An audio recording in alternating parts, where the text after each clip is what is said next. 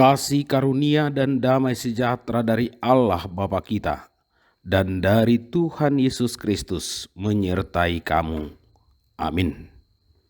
Firman Tuhan untuk kita pada hari ini, Selasa 2 Mei 2023, tertulis dalam Matius 5 ayat 46. Apabila kamu mengasihi orang yang mengasihi kamu, apakah upahmu? Bukankah pemungut cukai juga berbuat demikian? Demikianlah firman Tuhan. Allah adalah kasih, dan kasih Allah itu tiada batas. Kasih Allah itu tidak hanya terbatas kepada golongan tertentu, kepada suku tertentu, kepada jabatan tertentu, atau kepada bangsa tertentu. Kasih Allah itu adalah kasih yang universal. Kasih Allah itu tidak hanya terbatas kepada orang-orang yang berbuat baik, tetapi juga kepada orang yang tidak berbuat baik. Kasih Allah itu tidak hanya sebatas kepada orang yang hidup dalam kebenaran, tetapi juga kepada orang yang hidup dalam ketidakbenaran.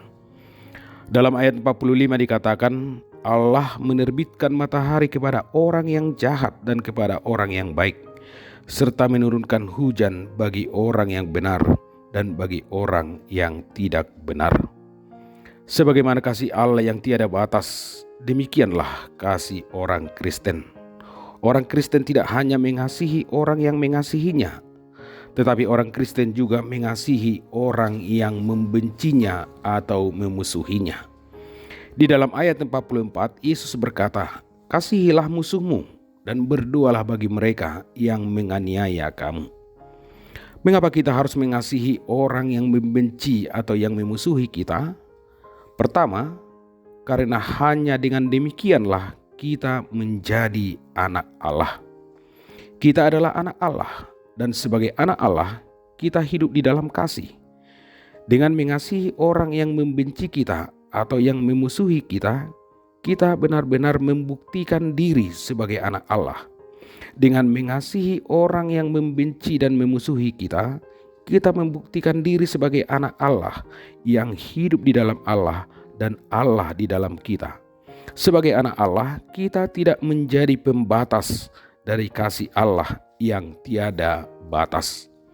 Kedua, kalau kita hanya mengasihi orang yang mengasihi kita atau yang berbuat baik kepada kita, apa bedanya hidup kita dengan pemungut cukai? Apa bedanya hidup kita dengan orang jahat? Kita sama saja dengan mereka, karena mereka juga mengasihi orang yang mengasihi mereka. Kalau kita sama saja dengan mereka, lalu apa upah yang bisa kita harapkan dari Tuhan? Kita tidak dapat mengharapkan upah apapun sebagai orang Kristen dari Allah kalau hidup kita sama saja dengan hidup pemungut cukai. Ketiga, mengapa kita harus mengasihi orang yang membenci ataupun yang memusuhi kita? Karena kebencian dan permusuhan hanya dapat dikalahkan dengan kasih. Jika kebencian dibalas dengan kebencian, hanya akan melahirkan kebencian yang baru. Martin Luther King pernah berkata, "Kasih adalah satu-satunya kekuatan yang mampu mengubah musuh menjadi sahabat."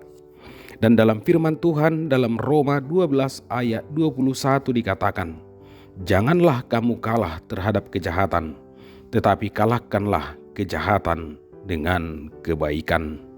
Amin. Kita berdoa. Terima kasih Tuhan, karena Engkau selalu setia mengasihi kami dan selalu memberikan berkat-Mu kepada kami. Kami bersyukur kepada Tuhan karena Tuhan selalu menyertai dan melindungi kami dalam hidup kami. Kami serahkan hidup kami, keluarga kami, pekerjaan kami hanya ke dalam tangan Tuhan.